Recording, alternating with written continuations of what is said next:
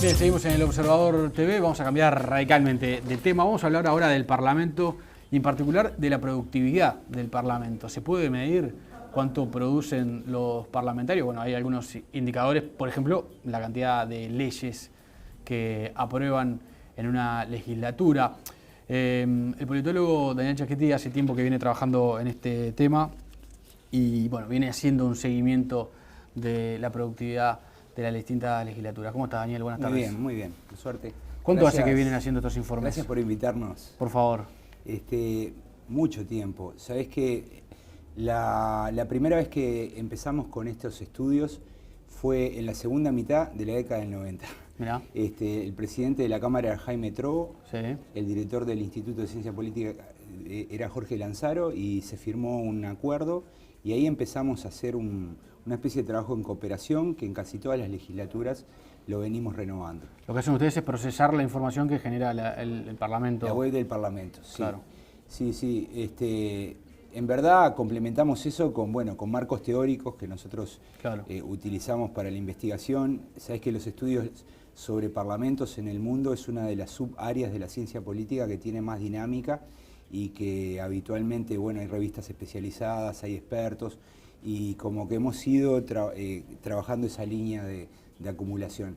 En esta ocasión, terminando ya la 47ª legislatura, Sí. presentamos un informe. El último informe. Está acá. Está ahí, el entero está ahí. Lo publicó el Parlamento. Sí. y fue presentado, donde hemos encontrado algunas cosas interesantes. Nosotros hicimos algo así como 3 líneas de trabajo, mirá. Sí. 4 líneas de trabajo, para ser más exactos. La primera es estudiar la imagen pública del Parlamento, ¿no? O sea, cómo los uruguayos ven a los parlamentos, al Parlamento Nacional. Sí. Habitualmente todas las encuestas de opinión pública, le preguntan cómo evalúa la gestión del Parlamento y nada más. Nosotros hicimos un estudio en profundidad tratando de entender, qué sabe la gente del Parlamento. En segundo lugar, lo que hicimos fue estudiar, cuánto legisla el Parlamento. En tercer lugar, cuánto fiscaliza el Parlamento al Poder Ejecutivo. Y finalmente, cómo representan los parlamentarios a la ciudadanía. Para cada una de esos estudios utilizamos técnicas distintas. Por ejemplo, obviamente para estudiar la imagen pública contratamos una encuesta de opinión pública. Claro. Formulario largo, ¿Qué opinan? tipo de preguntas. Y se agregan preguntas sobre Exacto. la opinión de Para los estudiar la ciudadanos. legislación y la fiscalización, lo que hacemos es trabajar con los datos que genera el sistema de información parlamentaria, que es el sistema de procesamiento de datos que tiene el propio Parlamento. Y para estudiar la representación lo que hicimos fue una encuesta a una muestra de legisladores, 60 legisladores, es una muestra representativa que toma en cuenta cuotas de territorio, sexo y partido, ¿no? Y con toda esa información hemos elaborado estos informes a cargo de Daniel Buquet, Juan Andrés Moraes y yo. Daniel, y en relación a otros países, ¿es productivo el Parlamento uruguayo? Sí. Es productivo, mirá. Porque viste que hay una cosa en el imaginario popular de que se trabaja poco en el Parlamento, Sí. que hay muchos legisladores que aparecen todo el tiempo en la televisión, que son conocidos, pero hay una cantidad que no se sabe muy bien qué es lo que hacen. Algunos incluso llegan a decir, hay que eliminar la Cámara de Senadores porque no tiene sentido tener 2 cámaras. Es decir, hay muchas discusiones en torno... Son como distintos Son distintos, ¿no? pero en torno a un órgano que es uno de los poderes del Estado y es, en definitiva, una representación muy importante de la sociedad, ¿no? Sí, yo creo que es una pieza clave, crucial de cómo funciona nuestra democracia. Claro. Ahí están los partidos, ahí se toman decisiones muy importantes. Fíjate, esta legislatura que termina va a ser récord por varias cosas, ¿no? Primero porque aprobó un número muy grande de leyes. En segundo lugar porque se presentaron muchísimas novedades, ¿no? Hay toda una agenda de nuevos derechos que fue aprobada por la legislatura. Ahí está la ley del matrimonio igualitario, la ley del aborto, la ley de la marihuana, la ley de las cuotas para afrodescendientes, la ley de licencias paternales. Sí. Es decir, una serie de derechos nuevos que fue aprobando esta legislatura y que, no todas son iniciativas del Poder Ejecutivo. Ahora, cuando miramos el conjunto de la legislación, sí, ahí vemos que el Poder Ejecutivo es un organismo muy importante. Vamos a ver una placa ahí que justamente habla de eso, de la participación de los poderes en la legislación, y además está ahí comparado, como decías vos, desde la década del 80, ¿no? Claro, ahí están... 85 a 88. Del total de leyes, ¿cuántas inicia el Ejecutivo y cuántas el ¿Quién tiene la iniciativa? Como vemos ahí, las barras negras son el Poder Ejecutivo. Sí. A medida que pasa el tiempo, las legislaturas, desde 1985 a la fecha, cada vez es más alta la influencia del Ejecutivo. Esta es una novedad que ya veníamos notando y se confirma fuertemente en esta legislatura y que nos lleva a formular la siguiente hipótesis. Sí. Dos es decir, puntos. perdón, del total de leyes que se aprueban, la gran mayoría siempre en este caso es el 78% son de iniciativa contra el 24. Las 76 contra el 24. Son iniciativas del Poder Ejecutivo, es decir, del gobierno y no del Parlamento. No, y no del Parlamento. Eso siempre es así, por lo que vemos en esa gráfica. Claro, pero se va aumentando. Y la hipótesis que tenemos es que en realidad lo que estamos observando es una suerte de delegación de la función de escribir leyes en el Poder Ejecutivo. Ajá. O sea, como que los legisladores escriben menos proyectos y delegan esa tarea en el Ejecutivo. Claro, ¿esto tiene que ver con la mayoría parlamentaria o no tiene necesariamente relación? Tiene que ver con la mayoría parlamentaria, tiene que ver con que los legisladores del gobierno saben que en los ministerios hay mejores equipos técnicos, hay abogados, hay contadores, hay economistas, que pueden diseñar mejor la política pública que los propios legisladores, que tienen staff pequeños. Un staff promedio de un legislador uruguayo es de 4,7 individuos, contando los que atienden el teléfono. Todo. O sea, tienen pocos asesores, entonces meterse a escribir proyectos de ley es un trabajo pesado y que no rinde mucho. No rinde mucho porque el futuro de los legisladores no está tan ligado a la escritura de en otra época sí era así, ¿no? ¿O no tanto? No sabemos tanto, ¿viste? Deberíamos... Porque había como una tradición en Uruguay de grandes legisladores, ¿no? Que incluso no llegaban quizás a cargos ejecutivos o a la presidencia de la República, pero se valoraba mucho lo que había sido su tránsito por el Parlamento. Sí, yo creo que ahí hay un poco de... Me parece, ¿no? Que hay un poco de añoranza por el pasado. Sí. Hay sí muy buenos discursos. Uno lee los diarios de sesión y se encuentra que el nivel era más importante, pero no tenemos claro si en verdad escribían más proyectos de ley. Eran grandes productores. Claro, lo que sí sabemos es que la legislación anterior al golpe de Estado era una legislación, para ser más preciso, anterior a la reforma del 67, era una legislación que propendía más al gasto. Mirá, yo eso lo he estudiado bastante en profundidad. Entre 1947 y 1967 son 20 años. El 66% de las leyes que aprobó el Parlamento significaban gasto público.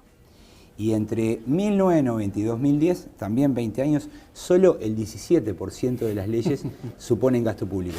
Era otro Uruguay, ¿no? Era otro Uruguay, eran otras reglas de juego. La Constitución del 67 le quitó cierto poder al Parlamento y se lo reservó al Poder Ejecutivo. Claro. El Poder Ejecutivo tiene iniciativa privativa exclusiva, ¿no? En muchas áreas. Entonces, para crear impuestos, para aumentar gastos, todo lo hace el Ejecutivo. Entonces, incluso el Parlamento, cuando quiere crear algún gasto nuevo, tiene que ir a negociarlo con el Ministerio de Economía.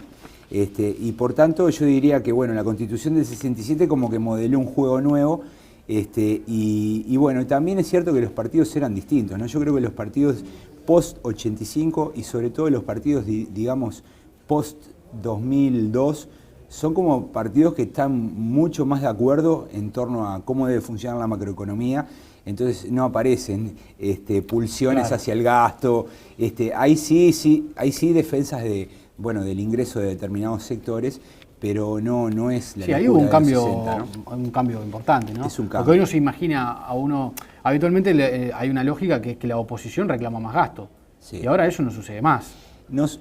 Claro, porque por un lado porque la oposición gobernó mucho tiempo. Y se pasó con el discurso. Claro, y quien estuvo siempre en la oposición ahora gobierna y sabe que hay restricciones.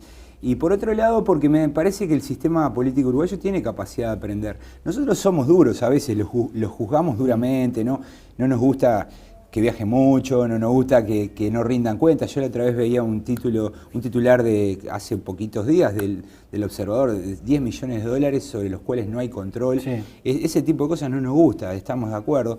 Pero no obstante, yo creo que es digamos, un parlamento, unos partidos políticos que aprenden, ¿no? Han sabido, por ejemplo, yo siempre se lo cuento a mis estudiantes, ¿no? Los legisladores antes del 73 tenían un estatuto de protección que tenía que ver con la jubilación, tenía que ver con los beneficios para su entorno. Tenía, por ejemplo, muchas veces la jubilación se moría el legislador y la jubilación pasaba íntegra a la viuda. Tenían sistemas jubilatorios especiales, se podían jubilar a cualquier edad. Podían acogerse a la importación de coches, de automóviles sin impuestos, los famosos coches baratos. Nada de eso existe hoy, ¿no? Luego del 85 los legisladores los partidos políticos en definitiva como que se dieron cuenta de que, bueno, de que a la ciudadanía eso no les gusta que sean lo más parecido posible a la gente y lo han ido haciendo. Y en ese sentido, bueno, hoy las protecciones que tiene un legislador respecto a un trabajador común son muy pocas, digamos, ¿no? Tal vez un seguro de paro, digamos, por perder la banca de 1 año en lugar de 6 meses. Claro. Y sí, todo el régimen de licencias, ¿no? El régimen de licencias, pero bueno, no sé. Sí, pero es una actividad muy particular. Especial, también, bueno, claro. Hay otro factor que es cuánto se demora en transformar un proyecto en una ley, ¿no? Sí. En cuánto se demora en tiempo, me refiero.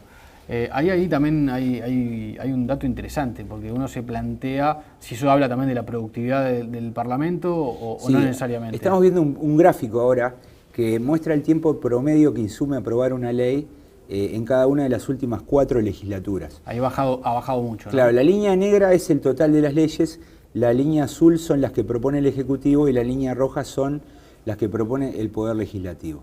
Lo que vemos es que hay una continua mejora, o sea, hoy estamos en los 233 días de promedio para pasar una ley. Igual es bastante tiempo, ¿no? A ver, por un lado, uno puede suponer que baja la cantidad de tiempo por la mayoría parlamentaria también, es decir, hay que negociar menos en el Parlamento. Sí, pero la bajada ya venía de antes, ¿no? Venía de antes. Fíjate que en el periodo de Jorge Valle tenemos una caída respecto al periodo de Sanguinetti. Sí. En el periodo de Vázquez baja y vuelve a bajar un poco más en el periodo de Mujica. Esto lo que nos está indicando es que el proceso legislativo está mucho más acelerado, es más fluido, y eso tiene que ver con la existencia de mayorías en el Parlamento. Cuando nosotros decimos mayorías no es que solamente hay 50 diputados con la mano levantada, es que hay diputados y senadores del partido mayoritario en las posiciones claves que controlan la agenda. A eso se le llama en la literatura el poder de agenda. El poder de agenda es la capacidad de decidir qué proyecto pasa y qué proyecto no pasa. El poder de agenda puede ser un poder de agenda positivo, tratando de acelerar ciertos proyectos, pero también negativo, cerrándole la puerta a muchos otros. ¿Por qué demoran más en ser aprobados los proyectos del propio Poder Legislativo que los del Ejecutivo? Como se ve ahí en la gráfica porque el partido mayoritario tiene como primer objetivo pasar la agenda del gobierno. Claro. Entonces le da prioridad a los temas que vienen del Poder Ejecutivo. Exactamente. Yo ahora estoy orientando una tesis de un estudiante que está por terminar su licenciatura, donde él está estudiando qué pasa con el porcentaje de proyectos del Poder Ejecutivo que no pasan, ¿no? Porque uno debería decir, bueno, si tiene una mayoría y si controla el poder de agenda, debería pasar el 100%. Y eso no es así. Pasa aproximadamente el 70%, creo que ahí tenés una gráfica. Y en realidad lo que sucede es que, en verdad, hay un porcentaje, que digamos algo así como el 20%, un quinto de los proyectos que presenta el Poder Ejecutivo, donde el partido de gobierno no se pone de acuerdo. Y eso es una hipótesis. Un proyecto de su propio partido. Exacto, digamos, es como que hay... Eso es sano también, ¿no? Eso es sano y además en cierto modo obliga al presidente. El presidente sabe que tiene una mayoría, pero no es cualquier mayoría, es una mayoría a la cual él tiene que ajustarse a sus preferencias. Cuando no se ajusta a sus preferencias, probablemente el proyecto se tranque, lo cual nos indica que no es mecánica la mayoría. El Parlamento no es un simple sello de goma, sino que hay negociaciones, aún dentro de la mayoría. Y normalmente lo que ocurre es que esos proyectos que no pasa el Parlamento y que envía el gobierno son proyectos que no coinciden con las preferencias. Hay problemas de preferencia y quedan muertos en las comisiones. Se necesitan acuerdos adentro del partido de gobierno. A la inversa sucede poco, digamos, que el Ejecutivo termine vetando un proyecto de ley del Parlamento, no sé, pero últimamente... En este periodo no hubo vetos. El caso de la ley de despenalización del aborto en el periodo pasado. En este periodo no hubo vetos. Mujica hizo algo, para mi gusto, bastante audaz, que fue renegar del poder de veto, ¿no? Él dijo, el poder de veto es él utilizó una expresión muy peculiar. Él dijo que era como reírse del trabajo que hicieron los legisladores, ¿no?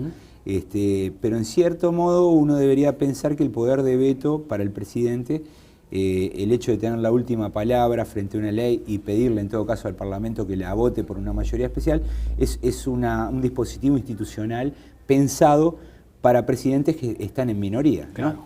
Entonces, cuando cuando miramos la evolución de los vetos, encontramos que los presidentes minoritarios, Sanguinetti en el primer periodo de gobierno, o Lacalle, cuando fue presidente entre 1990 y 1994, utilizaron más el veto. Sobre todo sobre el final del periodo. Mirá. Cuando querían traficar alguna. Claro, cuando las mayorías se aflojaban, ellos iban construyendo mayorías ley a ley. Al comienzo del periodo les iba bien, pero a medida que pasaba el periodo y se acercaba a las elecciones, cada vez era más difícil. Bueno, ahí aplicaban el veto. Entonces, Mujica dijo que no lo iba a usar y no lo usó. Vázquez lo usó 10 veces. 10 veces, en 10 oportunidades usó el veto. Y bueno, el más famoso es el veto a la ley del aborto. Sin embargo, lo usó en otros casos, en algunos lo utilizó para enmendar legislación que a juicio de la presidencia estaba mal y lo corrigió. Hay un caso muy curioso, que es el caso de la Ley de Defensa Nacional, que la aprueba por unanimidad el Parlamento, Tabaré Vázquez la veta y luego el Parlamento le levanta el veto. Que es un caso que habría que estudiar. Ahí me da la impresión que tiene que ver con que en ese momento fue removido el ministro de Defensa de ese momento, que era Bayardi, y entró Gonzalo Fernández, y ahí tal vez debe haber habido dos lecturas distintas sobre el problema de la defensa nacional, pero en general, digamos que cuando uno tiene mayorías el veto no lo necesita mucho. Probablemente lo va a necesitar el próximo presidente si no hay mayorías parlamentarias. Sí, porque ahí, claro, es lo que tú decías, es una garantía para el que está al frente del gobierno, porque si el Parlamento puede formar mayoría y votar una ley que complique un gobierno, ¿no? Puede generarse un gobierno dividido, y eso lleva a que, se utilicen los mecanismos que la Constitución prevé para resolver esos conflictos. Tenemos una placa más que muestra la importancia política de las leyes que se han aprobado. No tenemos la placa, me dicen, pero no importa. Te pregunto sobre la importancia política. Me llamó la atención en el estudio que dice que el 40% es de baja importancia, el 40% de las leyes que se aprueban. Porque son, por ejemplo, ponerle nombre a una escuela o votar una pensión graciable. ¿No es muy alto eso?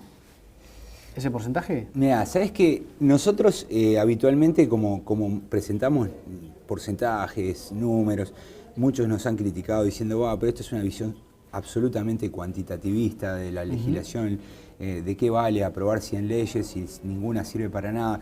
Entonces, a partir de más o menos 1997-98 empezamos a desarrollar un índice de importancia política de la ley.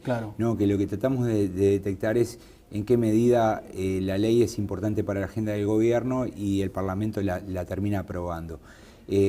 Lo que hemos encontrado sistemáticamente es que hay como un porcentaje, una proporción próxima a los 2/5, a veces es más alta que los 2/5, a veces es menos, de legislación, que en la jerga nosotros le decimos legislación basura, pero en realidad es una legislación administrativa, ¿no? Claro, que, por ejemplo, que es necesaria para el funcionamiento. En Italia le llaman leggina. y en Italia tienen un comité especial que se dedica a aprobar este tipo de Bueno, eso de te legislación. quería preguntar ahora, pero cuando termine. Claro, pero en realidad podría perfectamente este tipo de leyes tener un comité que no pasar por el plenario de las cámaras, pero el plenario las dos cámaras además, ¿no? Claro, pero el plenario las pasa a gran velocidad, ¿no? Porque las votan en el medio de una interpelación, generalmente votan. Exacto, se separa, se ingresa el tema, se lee y se vota. Porque, ¿de qué estamos hablando? Estamos hablando de leyes que ya traen el acuerdo de la comisión, leyes que o le dan nombre a un puente, a una ruta, a una escuela. Estamos hablando de salida de tropas, muchas salidas de tropas que van a actos conmemorativos, a Argentina, a Brasil, a Paraguay. Hay mucha... Y todo eso tiene que hacerse por ley. Sí, constitucionalmente está obligado. Por ejemplo, cada vez que el capitán Miranda sale de vuelta al mundo hay que aprobar una ley. Entonces, bueno, cuando se declara feriado de un pueblo que cumple 100 años, se declara feriado en ese pueblo, o cuando se vota el día del trabajador de un ministerio. En realidad, claro, es importante. Alguien podría decir, bueno, pero para los trabajadores del ministerio es importante que se les reconozca ese día. Ese día además van a tenerlo libre, es un día que fortalece el orgullo de pertenecer a esa institución. Está bien, pero favorece a un pequeño porcentaje de la población, ínfimo, y en realidad, bueno, están todos de acuerdo, se vota por unanimidad y se pasa a toda velocidad. Entonces nosotros eso lo despejamos y nos dedicamos a mirar lo otro. Y respecto eso que ustedes despejan, como decís, es el 40%. Sí. Después hay un 29% que son leyes de mediana importancia. ¿Cuáles entran ahí? Yo diría, las de mediana y alta importancia es un único paquete y es toda legislación sustantiva. Bien. Es legislación sustantiva sobre políticas públicas, decisiones que va tomando el gobierno, reformando regímenes de prestaciones, funcionamiento de mercados, hay leyes económicas, hay leyes sociales. No obstante, hay un pequeño porcentaje que tiene una visibilidad pública más alta. Sí. Entonces, ustedes llaman de gran importancia. Claro. En este caso fue un 6%. Lo que hacemos es controlar algunos diarios de circulación nacional y miramos si alguna ley es mencionada en la tapa. Claro. Ese es nuestro mecanismo. Claro. Entonces, eso es un reflejo de la importancia que tiene. Ahí le damos un punto porque adquiere visibilidad pública. A veces no tienen visibilidad pública y son leyes extremadamente importantes, pero no adquieren la notoriedad. A veces una ley, por ejemplo, que podría ser una ley típicamente administrativa y de baja importancia, se puede terminar transformando en una ley de alta importancia. ¿Por qué? Bueno, porque en realidad, imagínate, la salida de tropas para Haití. Claro. Está Guillermo Chiflet, renuncia a su banca, repercusión, claro. Logra tremenda repercusión, se genera un gran debate público y eso deja de ser una ley administrativa y se transforma en una ley política que tiene una repercusión para el partido de gobierno. Entonces, a veces, o por ejemplo, recuerdo en el 2007 había una ley que le ponían una plaza, le ponían a Ernesto Che Guevara. Claro, en el Cerro, sí.